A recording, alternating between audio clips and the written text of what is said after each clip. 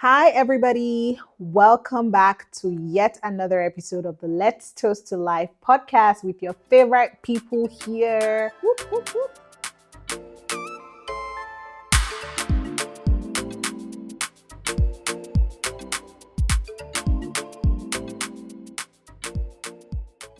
We trust that you all are doing well. But of course, I want to ask my dear husband, who is in the room with me today. Babe, how Yes. far? Good. How far? As you just mentioned Alpha, I remember the Alpha podcast by Temi Temi Otedola and and Mr. Easy. Those ones are a sensation. They went offline for like, is it 2 years or so, and Mhm. came back to tell us about their wedding and all of that. For those who don't know, Temi and Mr. Easy are two Nigerian celebrities who got married last year, 3 times in 3 places. Anyway, that's not my gist. Let's move on to our own gist. It's the last episode for the month of January. Yeah. Babe, how do you feel about this month? Do you still feel like your energy is high? The year is still Like Happy New on a, Year. yeah, no. Like, do you feel like you're building momentum? Because this is, January is always like fresh start for everyone, goal setting, all these kinds of Yes, things. But yes. towards the end of January, a lot of people already just Mm-hmm. get into the business as usual because Yeah. now people have returned fully to work, priorities have shifted a bit. So Yeah. how do you feel about this month in general, and where are you at? Where's your mind at right now with, your goals and all those things?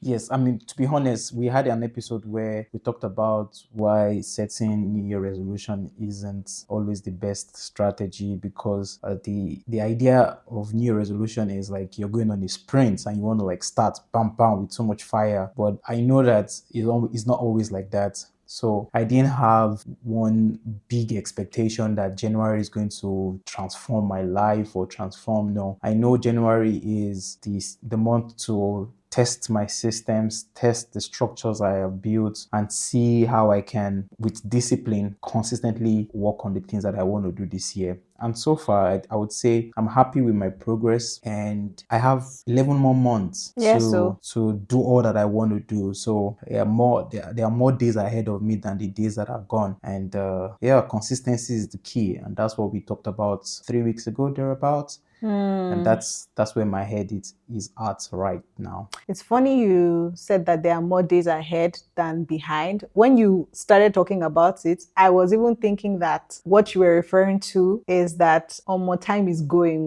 but Mm-hmm. you are more on a positive note, or you sound more positive that, hey, yes, I mean, 1 month is gone, but I still have 11 more. Yeah. So it's not for me to get discouraged that my systems don't work, or No. that I'm already sleeping on my dreams. But I No. think there has to be a balance though. Yes. For me, I feel like I'm somewhere in the middle. There are things that I'm already working on, but I feel like if I don't put gas, like build on the momentum of the new year, then I will just slowly drop off. So I really need that momentum. I need that gas. I need that, time is going, time is going, time is Yeah. going. It's a know thyself principle, Yeah. right? So know yourself, know what helps you achieve what you want to achieve. You like you said, you need gas, you need momentum to push you. For me, I just need to make sure that I have my structure solid. The moment I have my structure, my routine, yeah, then it's on autopilot for me.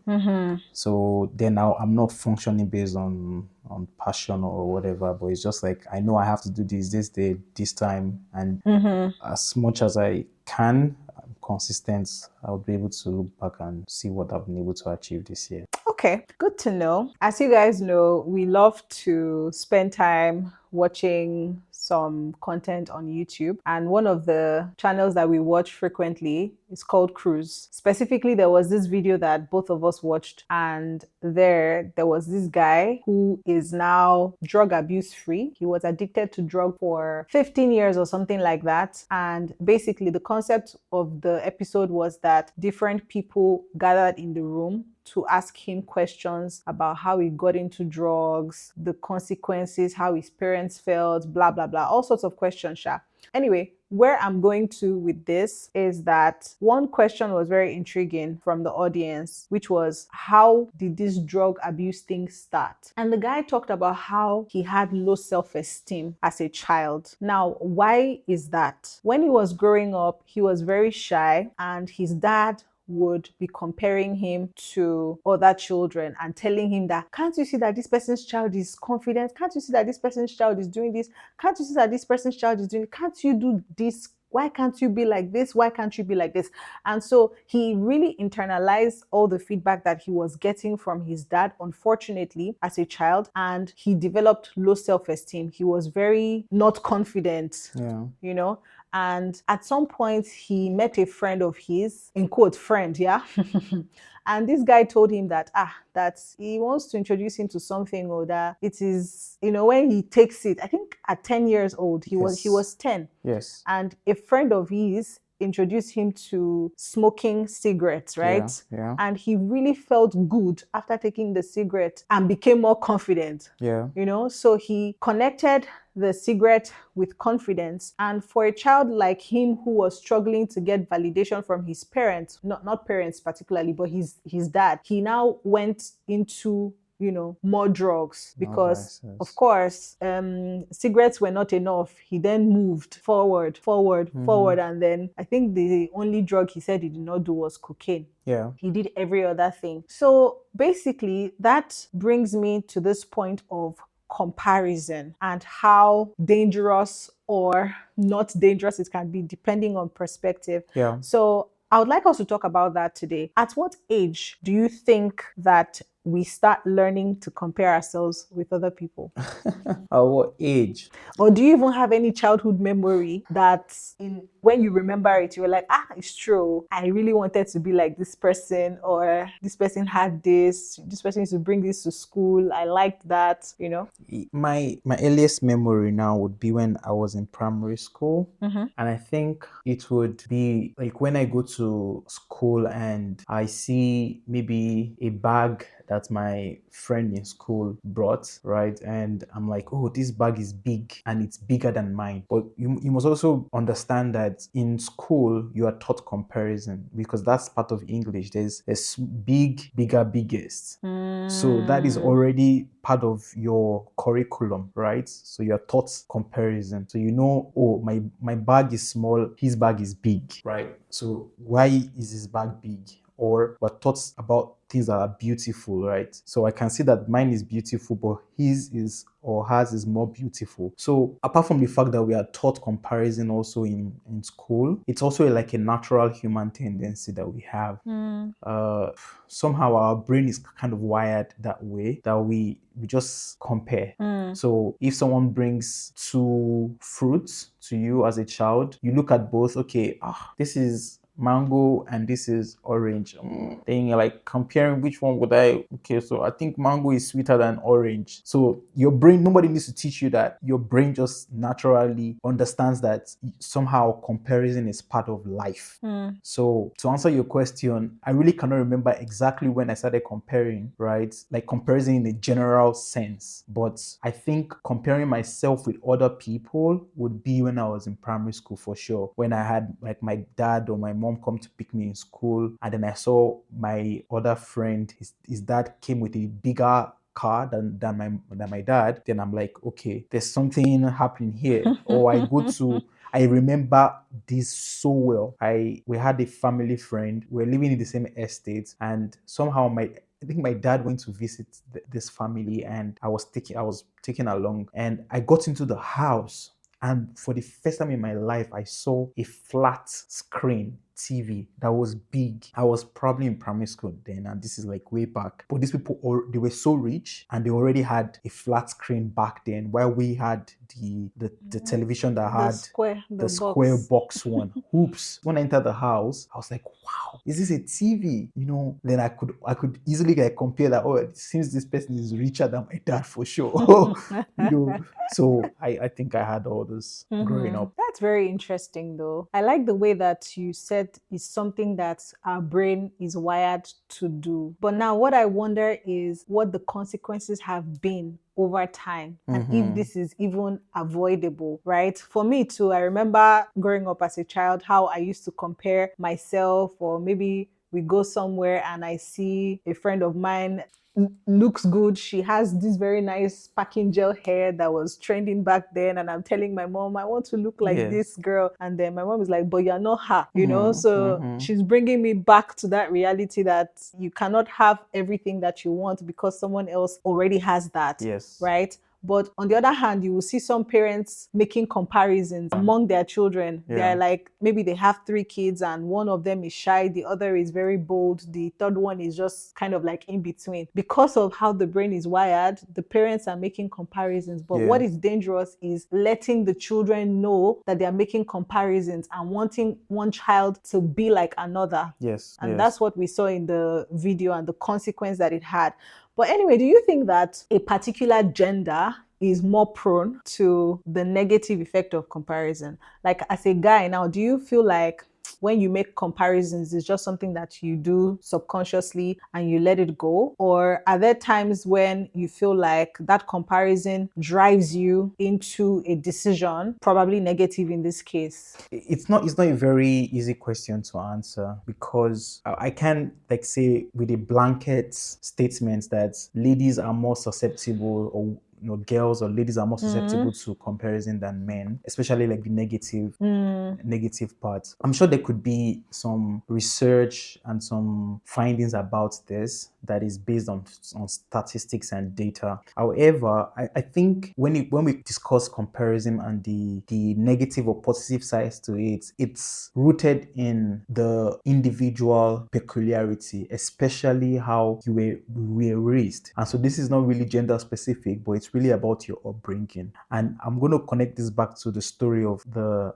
man that you spoke about when you started the episode, that was an addict and now is free. And we trace that to, unfortunately, the trauma that he experienced as a child because of the dad's decision to compare him with others, and that led to low self-esteem. And that's a guy right there, So it's not really a gender thing. One gender can be more susceptible to it, but I think when you are raised to be self-confident, either you're a guy or you or a lady, you would tilt more to the positive and informed form of comparison than the negative and uninformed. I feel like there are two sides to it. Yes. There is the positive comparison and there's the negative comparison. There is the informed comparison where you are making an informed decision to compare, and the outcome of that comparison is to help you learn and grow and improve. And there's the other one where you're not really in control. Now you're just working like just with your emotions and just on autopilot, where your brain is just doing the comparison, and then it makes you make wrong decisions and you start feeling like you're less of yourself. But it comes down to how you were trained, how you were groomed as a child. If your parents helped you develop that self-esteem, making you understand who you are, helping you discover that your value is not really in what you have, what you possess, and all of it, but your value is within, and then that can help you define what comparison means. Yeah, absolutely. I think definitely it's, first off, you said a lot of things. I hope I remember which ones to focus on. But maybe I'll start with the fact that you mentioned that there are two aspects of comparison. And I think that's an important point to note, that comparison can actually be a positive thing. Because I was also wondering that there are cases where comparison makes sense. For example, businesses, they compare themselves. That's why you say they do competitor analysis. When you're doing competitor analysis, what you're doing is a comparison. You're comparing your product with that of another product, or in the same brand line. And then you're trying to identify, okay, what is the unique selling point of my product versus this product. And again, what you said, informed decision. So when you gather all the information, what is it doing for you? Is it helping you to move your business forward, or it's helping you to think that, well, maybe these ones are better than us, so therefore we close the business, and I really like that you said that. Also, I feel like God really needs to help parents, because what you said about raising up children to be self-confident and all that, it sounds very good. It's very, very good. It's aspirational. But the reality of the matter is, how easy is it? How easy and practical is it to intentionally, daily instill self-confidence in a child? Yes. Because children, they already come with their own personalities. Some children are or tend to be more introverted than the others, and then maybe because of their personalities, some are more prone to being very confident than others. So for the parents, it's a challenge really, and I feel like they need to do a lot more work, to make sure that rather than comparing, which is something that everyone does, Yeah. they are encouraging, Yes. they are motivating, they are inspiring their children to, stand out, be self-aware, be self-confident. That can be challenging. No, it's not easy. I agree with you, but it has to be an intentional Definitely. work. And I've met people who are introverts, but they are superbly confident. So your personality type really doesn't need to have an impact on your confidence level, because when you look at it psychologically, self-confidence is not always innate. It is developed. So you develop self-confidence. And as a parent, it's something that you develop in your child, you build. So, and it's by your actions, by what you say, what you do, and that could either develop self-confidence in them, or it could deplete their self-confidence. As a matter of fact, I want to believe that every child is born with a level of self-confidence. And what you do as a parent would either increase that or reduce it. That's true. So you just need to be more intentional about that work. What do you say to your child? And that's why parenting is not child's work, right? You have to be knowledgeable about what you're doing, because everything you say and you don't, or what you do not say, what you do and what you don't do, somehow impact on your child psychologically. Okay. I just wonder though, because I want to go back to the initial question I asked about the Yes. gender. What do you think men compare more? What do I think men compare more? Are you talking about like stuff? It could be stuff, it could be things, it could be, maybe I need to rephrase the question, like between men and women. I would say that, at least from what I can see, women tend to compare things like, okay, who is married, who Okay. has children, things that society has somewhat made them aspire to. Yes. Yeah. Okay. So I can So tell you something. what is it for men? I can tell you something for men, for sure. Men compare their physique, like their bodies. Yes. Women do that too, though. Yeah, but men also do. So you see some men, when they want to improve their self-confidence, they go and hit the gym to develop muscles, because there is an association between how you look physically and how people perceive you. And so men can compare themselves in that sense, just looking at their physical build. Another area where men compare themselves with each other is with their success. So success could be in financial terms. So how rich you are, and that's could play out in like the cars that you own. That's something that some men do. Like, okay, I want to drive the coolest car, and so they can compare cars. They could compare houses. Or so men could also compare their progress. So take, for example, myself and my friend, we kind of started from the bottom. We knew each other maybe when we were in high school or in secondary school or in university. And then we'll look at the other friend. I'm like, okay, where is he at now in his life? So if he's already, for example, a manager or a managing director, and I'm like still hustling my own way, so that's kind of linked. But I think it's really around that area. There could be more, but those are the things that I can pinpoint now. So I think there are similarities. So maybe Some for similarities. for women, can you speak on that? Yeah, I would say, like what I already said, things relating to relationship, being married, staying married, having kids is something that women could tend to compare themselves in that category. There could also be comparisons relating to the body, physique. Okay. Funny enough, I remember when I was When I was growing up in my secondary school, I used to look at my body shape Yeah. and look at that of some of my colleagues, and I used to wonder why I was just small.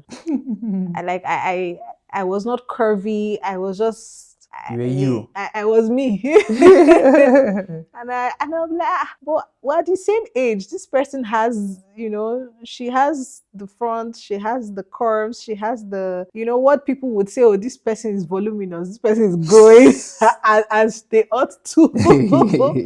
you know. Interestingly, now you see a lot of women.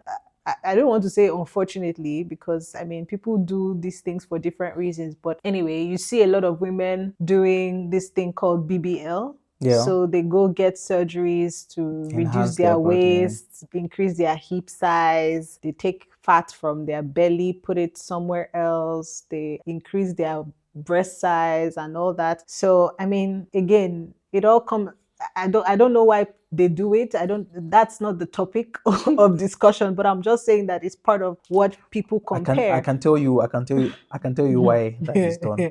Tell me why. And this is a very good point to the subject of comparison. And this is where comparison can be a trap. I feel in this day and age, what we have is not just comparison, but hyper comparison. It's like comparison raised to the power of 1 million. And the culprit here is social media. So the culprit here is social media. There was a time where you could be in your house with your wife or with your family and feel like you guys are enjoying the best, having like heaven on earth. Like you're eating your meal, you people have your 3 square meal in a day, you have what makes you people happy, and you are genuinely happy with what you have. But now it's so difficult because you can be in your house in Ikorodu, Lagos State, and you are seeing what someone is doing in their house in the US, and somehow you are expecting yourself to live the kind of life that person in the US is living. You are seeing how they serve their food, and you're like, why am I using this plate in my house when there's this person who is using this kind of plate? You have a very nice blender that works and does what you need to do in your own house. You have no complaint. But then you go on social media and you see somebody using one Bucci mix, one mighty processor, and you're like, what is this rubbish I'm having here? And then you start comparing. So social media, honestly, in this day and age, has taken comparison to not just comparison, but like I said, hyper. Yeah. And this is where a lot of people, especially young people, are losing it, right? And you talk about BBL. Like, why are we having like so much BBL? Because you go on Instagram, like I have to try to swipe, not to see fast. BBL on my, like it's just dancing on my, Yeah. as you're seeing BBL, you're seeing big breasts, everything. And so of course young ladies are looking at it and they're like, oh, this lady has BBL and she has like 5 million subscribers or 5 million followers. I think BBL is the way out. And of course she goes and she looks at herself like, nah, I need that BBL, or I need that body enhancement, I need that thing. And she starts comparing, and that's how people Yeah. just fall into the trap of comparison, and it just leads them to different directions in their life. So I wanted to answer that question. No, absolutely. It's good that you mentioned it because it's one of the triggers, Yeah. whether people agree or not. Yes. Social media, as much as it has done good for our society, Yes. it has also done bad, Yep. really. And so in the end, know yourself. If social media is what is making you to feel like your life is not working, Yeah. remove that social media from your phone and have peace of mind. Sincerely, because I also feel like there's this culture in society to want to show that we're doing well, you're making progress, that we're making progress. Yes. That we are living our best lives. Yes. So there's this, hustle, productivity culture, show that you are out there, show that you are pushing, show that you are successful, whatever that means, that you are happy. That you are happy. And then people are just churning, putting out content. So it's content versus content. Yes. People are seeing themselves, seeing what they can become. Yes. Without knowing the other person's story behind the scenes. And that's the irony of the thing, right?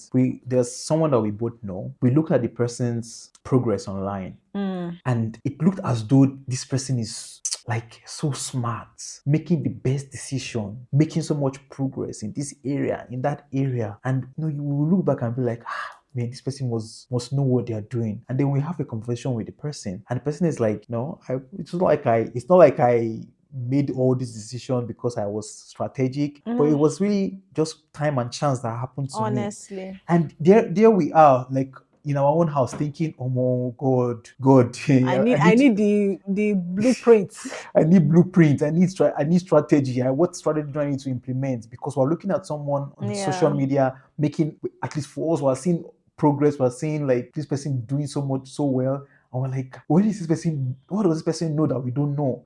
What is this person doing that we're not doing? And then we speak to the person, and the person is like, honestly, I'm not that smart. No, it's just time and chance. Yes, yeah. So it's what happens when we allow ourselves to get caught up with the social media life, where people portray what they want us to believe. Yeah. And they portray sometimes an ideal, which is not reality. And then you look at yourself and you're like, why is my life not like what I see online? No, me, I've struggled with comparison a lot. I'm gonna be very honest. It was a stronghold for me in the past. And to be frank with you guys, there are even days where I have to check myself. Yeah. When I see some things, I'm like, it's like my mind wants to slip back into this feeling of I'm not where I need to be, because I see that someone else that started around the same year that I started seems to have maybe gotten a promotion, for example, and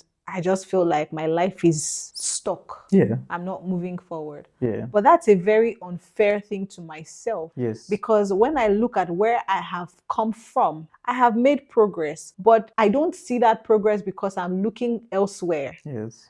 So that's the very dangerous thing with comparison. The fact that it stops you from seeing how far you have come, yes, the progress you're making, and how you've changed. Yes. And then instead you're looking at someone else, and you're just chasing,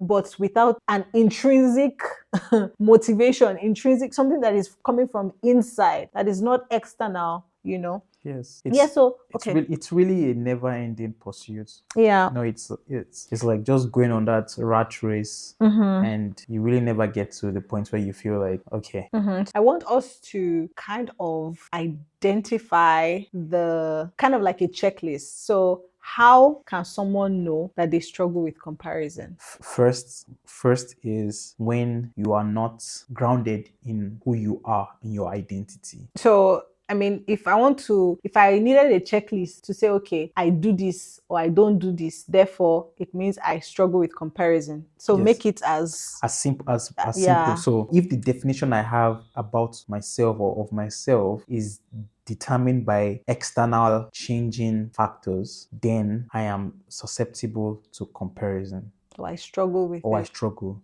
So if the definition of myself changes with different things, then you're most likely struggling with comparison. And I'll give you a very simple example with myself. I'm working on myself. I'm not there yet, but I am and I am confident. My confidence level doesn't shake when I have €1 in my account and when I have 10,000 euros. You can bear witness with that. You will not know. My shoulders are as high as it needs to be when I have money and when I don't have money. And that's just because I have defined myself not based on what I have or what I don't have, but based on who I am, what I have inside of me.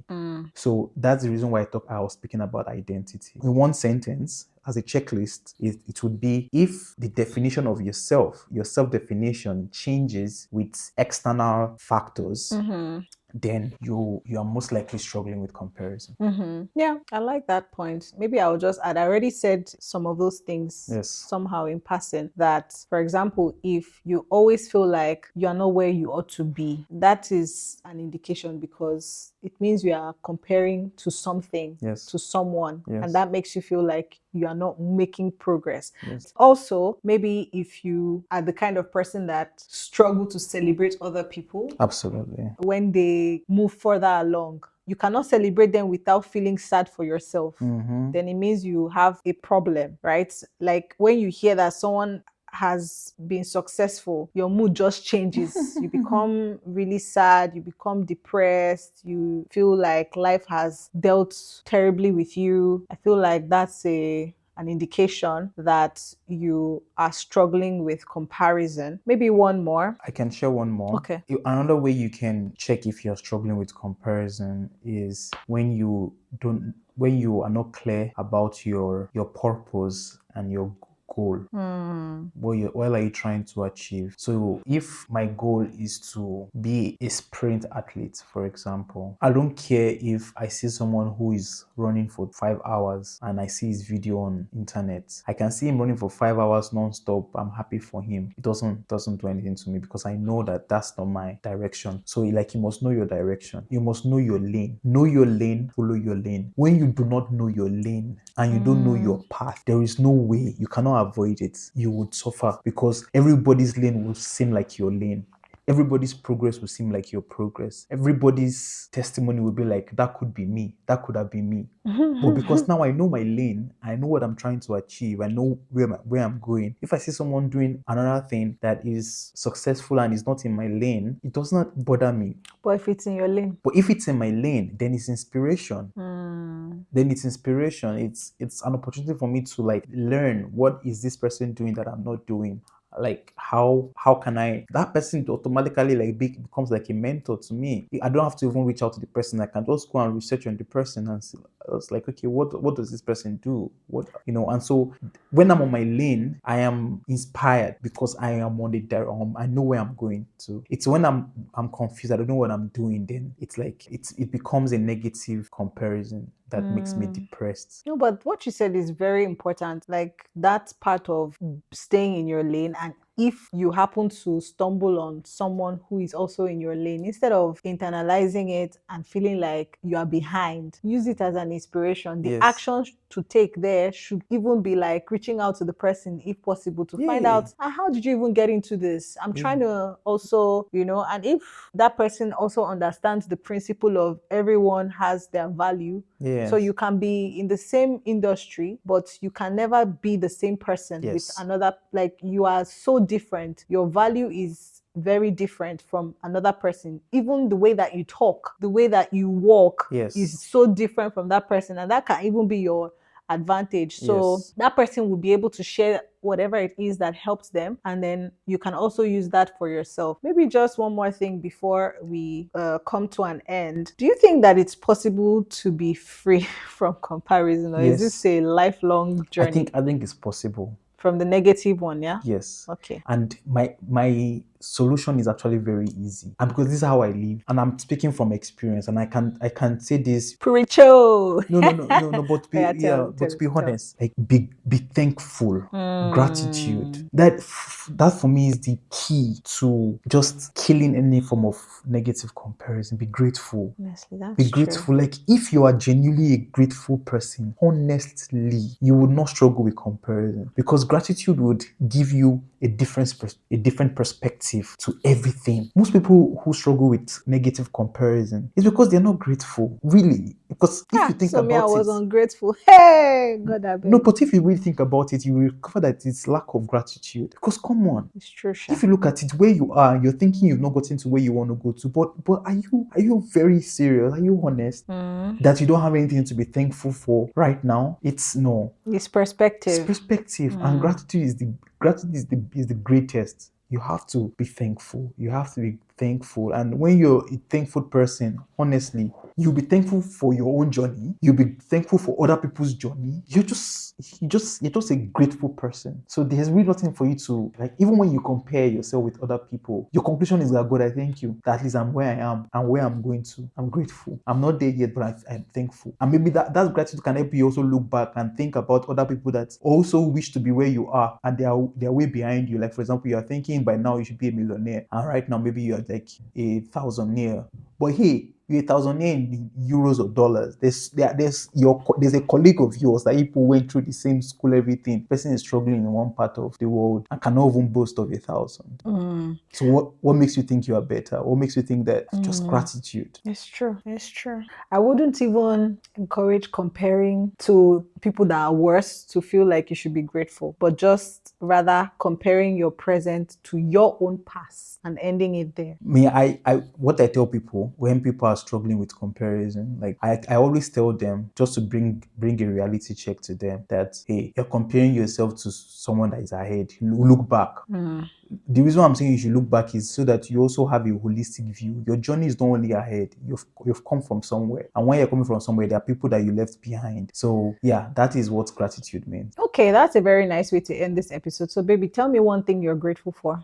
I'm grateful for the upbringing I had coming by my parents. They were not perfect. There were times that even my dad did this comparison thing. But ultimately, I believe that I know that I am today is thanks to the kind of upbringing that I had, the confidence that my parents instilled in me, making me realize that, hey, you might not have the whole world, but what we have, we're going to enjoy. And honestly, I don't have any memory of a traumatic childhood. And I'm grateful for that because I've met people who have and they're still battling with it. But I'm thankful for the kind of parents that God gave to me and for helping me through my childhood with little or no trauma. Amazing. What about you? Baby, after this, your powerful one, I think we can just end the episode. We don't need to. We don't need to. Okay, all right. I'm grateful for a lot of things. Okay. I'm grateful for you. I'm grateful for our podcast. I'm grateful for, friends. I'm grateful for also my upbringing, my confidence. I'm grateful for how my parents got me books when I was growing up because that opened my mind to so many things. And my communication style is also as a result of the exposure that I had growing up. So yeah, well said.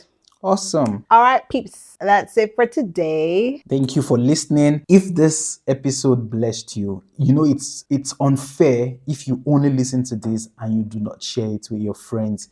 I mean, a very easy thing you can do is just to share it on your status and someone can see and listen. And maybe as you share, just write something that made this episode meaningful to you, and that would really help. And if you've not subscribed to our YouTube channel, please go ahead, subscribe, leave a comment, turn on your notification bell so that when we have new episodes, you get notified and you're able to listen to it. But thank you all for your support. Thank you for listening to us, and grazie. We're gracias. very, very grateful. All right, take care and speak soon. Toodles. Ciao.